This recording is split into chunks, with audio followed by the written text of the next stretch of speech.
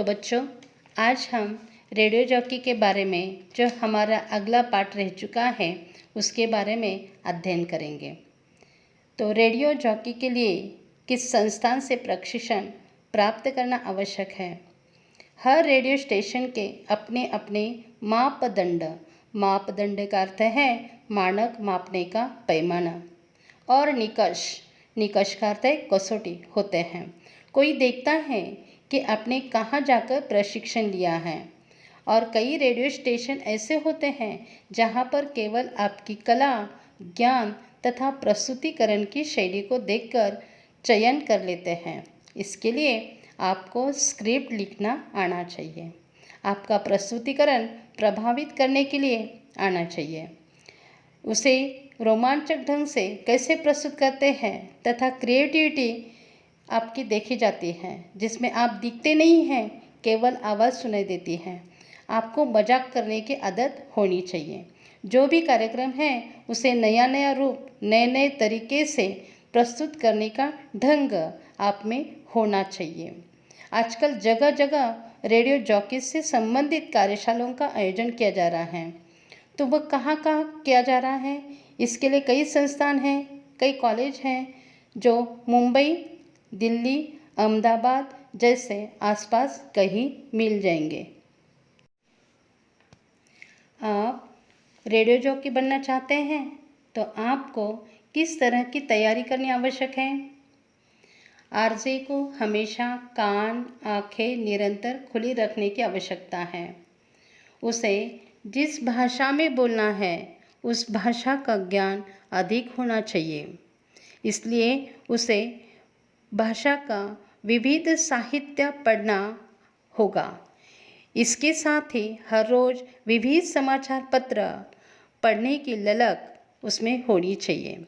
इसके साथ ही अपने क्षेत्र का सांस्कृतिक अर्थात उत्सव, संस्कृति, परंपराओं, त्योहारों, कलाओं, पारंपरिक नृत्य आदि के बारे में जानकारी होने आवश्यक है। इसके साथ साथ भौगोलिक तथा ऐतिहासिक ज्ञान भी होना जरूरी है। उसे देश विदेश की जानकारी रखनी होगी। एक भाषा शैली तैयार करनी होगी ताकि बोलते समय शब्दों का सही उच्चारण हो। किसी तरह भाषा में उतार चढ़ाव का ज्ञान भी होना आवश्यक है।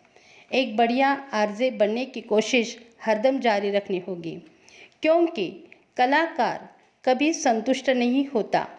साथ साथ में उसमें साक्षात्कार लेने की कुशलता भी होनी चाहिए, अर्थात इंटरव्यू लेने की क्षमता या कुशलता उसमें होनी चाहिए।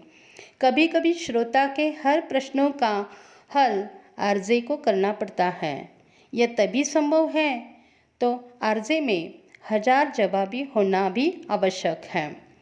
इसलिए उसे किसी तरह श्रोता के हर प्रश्नों का हल आरजे को करना पड़ता है। उनके हर प्रश्नों के उत्तर का ज्ञान उसके पास होना आवश्यक है। कई बार श्रोता अपनी ज़िंदगी से निराश होकर आरजे को फ़ोन करते हैं। तब उनका हौसला बढ़ाने के लिए आरजे को अपना मानसशास्त्रीय आध्यात्मिक ढंग से किसी तरह उनका वह समस्याओं को हल कर सकते हैं। कई बार परीक्षाओं के पहले कई आरजे को विद्यार्थियों के फ़ोन आते हैं, कहते हैं कि कल से परीक्षा शुरू हो रही है और मुझे बहुत टेंशन हो रहा है। लगता है मैंने जो पढ़ा है आइन वक्त पर मुझे याद नहीं आएगा, मैं क्या करूं? मेरी समझ में नहीं आ रहा है। ऐसी स्थिति में आरजे को उनका हौसला बढ़ाने का काम करना पड़ता है। आपके मन में आने वाले विचार बहुत स्वाभाविक है। इस प्रकार के विचार आपको किसी स्ट्रेस के कारण आते हैं। आप निश्चिंत रहिए, परीक्षा के दौरान आपको अपनी की हुई पढ़ाई याद आएगी। आप विचलित न हो, मेहनत करते रहिए, आप जरूर परीक्षा में सफल होंगे। इस तरह आरजे को किसी तरह श्रोताओं के हर समस्याओं का समाधान करना आना चाहिए। अगर आप अच्छे संवादक, बनना चाहते हैं तो आप लोगों को देखकर तथा सुनकर या अध्ययन के द्वारा अपने आप को तैयार कर सकते हैं। जब आप अपनी कही हुई बात को दोबारा सुनते हैं तो लगता है कि इसे आप अच्छी तरह से प्रस्तुत कर सकते थे। इस तरह आप स्वयं अपना गुरु बन सकते हैं। यदि आपको सफल आरजे बनना है तो आपकी भाषा सहज, सरल और रोचक तथा प्रभावमय होनी चाहिए, जो श्रोताओं को अच्छी तरह समझ में आ जाए या कि उनका मनोरंजन हो और साथ साथ में उन्हें ज्ञान भी मिले। आरजे को अपनी भाषा पर प्रभुत्व होना आवश्यक है। उसकी भाषा व्याकरण सम्मत होनी चाहिए और उसे मानक शब्दों का प्रयोग करना चाहिए। उसे भाषा पर प्रभुत्व पाने के लिए वाक्पटु का अर्थ है बातचीत करने में चतुरता बढ़ाने के लिए लोगों से बातचीत करनी चाहिए। ज़्यादा से ज़्यादा किताबें पढ़नी चाहिए, समाचार पत्र पढ़ना, अच्छे वक्ताओं के भाषणों को सुनना, श्रोताओं से बातचीत करना जिसमें अपने शब्दों की संख्या बढ़ेगी। अपने कैरियर को सुंदर या अच्छे बनाने के लिए भाषा रोचक एवं प्रभावशाली होनी चाहिए। लोकोक्तियाँ, मुहावरों का प्रयोग आवश्यकता अनुसार करें तो सोने पे सुहागा। आपने इस कार्य को अधिक प्रभावशाली बनाने के लिए अपनी गलतियों की जानकारी भी होनी चाहिए। किसी व्यक्ति से बातचीत को ध्वनि मुद्रित करके उसे स्वयं सुनिए, इससे अपनी गलतियां सुधार सकते हैं। तकनीकी के संदर्भ में रेडियो जॉकी को अलग अलग सॉफ्टवेयरों की उपयोगिता की जानकारी होनी चाहिए, जो हर दिन बाजार में आ रहे।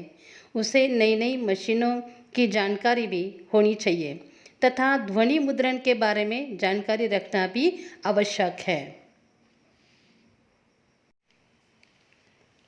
सामाजिक जागरूकता फैलाने में आरजे के महत्वपूर्ण भूमिका निभाता है। कोई भी काम समाज से दूर रहकर नहीं किया जा सकता। आरजे का काम तो समाज के हर घटक से जुड़ा रहता है। आरजे के कार्यक्रम भी मनोरंजन पर आधारित होते हैं। आरजे रेडियो पर प्रसारित होने वाले अपने कार्यक्रम से श्रोताओं से जुड़ा होता है। वह श्रोताओं की समस्याओं का तर्कसंगत समाधान सुलझाकर उनका हौसला बढ़ाकर उन्हें प्रोत्साहित करता है तथा वह अपने विभिन्न कार्यक्रमों के द्वारा जनता में जागरूकता का निर्माण करता है। वह पर्यावरण दिवस पर चर्चा आयोजित कर लोगों को अपने परिसर को स्वच्छ रखने और वृक्षारोपण कर अपने परिसर को हरा भरा रखने के प्रति जागरूक कर सकता है। वह बच्चों को पोलियो डोज पिलाने से होने वाले लाभ से परिचित कराकर लोगों में जागृति फैला सकता है तथा आरजे पानी का संरक्षण और उसे प्रदूषित होने से बचाने के बारे में लोगों में जागरूकता फैला सकते हैं। कन्या को बचाना और उन्हें शिक्षित करना क्यों आवश्यक है, इसके बारे में लोगों में जागृति लाने का काम आरजे करता है तथा वह व्यसन मुक्ति के प्रति लोगों में जागरूकता फैला सकता है। किसान और खेतों के महत्व से लोगों में जागृति लाने का काम आरजे करता है तथा चुनाव में वोट करने के प्रति लोगों को सावधान करता है और जागृति लाने का काम करता है। बाल मजदूरी व दहेज की समस्या जैसी सामाजिक बुराइयों के दुष्परिणामों की जानकारी लोगों को दे सकता है और इसी तरह परिवर्तन लाता है। इतना ही नहीं, वह किसी तरह आरजे को सुनकर कितने सारे लड़कों ने बड़े उत्साह के साथ वोट किया है तथा बहुत सारे लड़के व्यसन से मुक्त हुए हैं। इन सब का श्रेय केवल आरजे को ही जाता है। इस प्रकार अपने मनोरंजक कार्यक्रम के माध्यम से आरजे सामाजिक जागरूकता निर्माण करने का कार्य कर सकता है। अनुराग पांडे जी के अनुसार आरजे के क्षेत्र में जाने वाले नवयुवकों के भविष्य को लेकर थोड़ी जानकारी देते हैं। अनुराग पांडे जी के अनुसार रेडियो का क्षेत्र कभी समाप्त न होने वाला जनसंचार माध्यम है।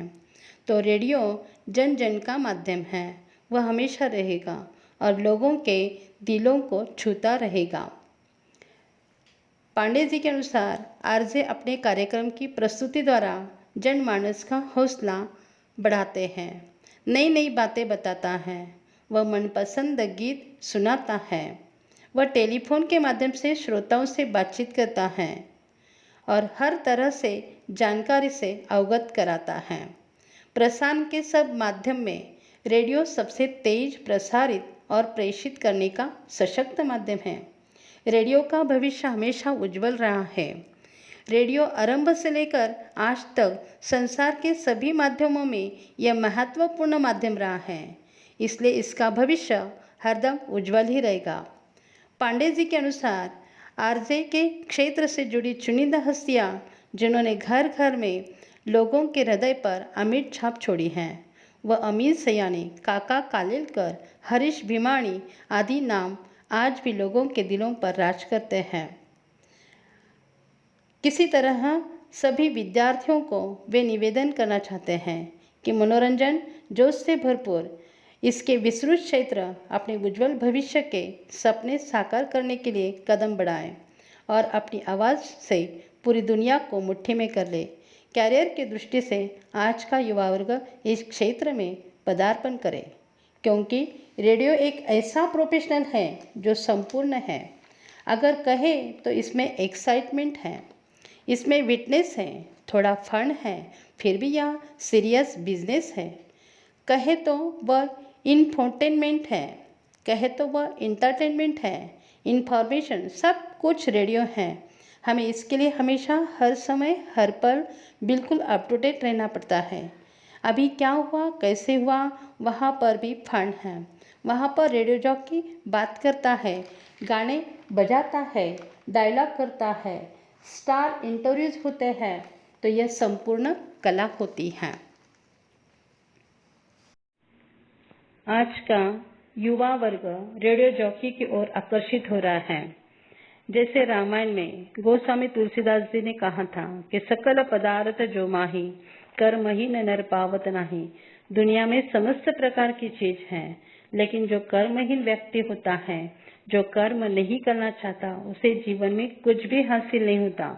जो कर्म करता है उसे हमेशा अवसर साथ देती है।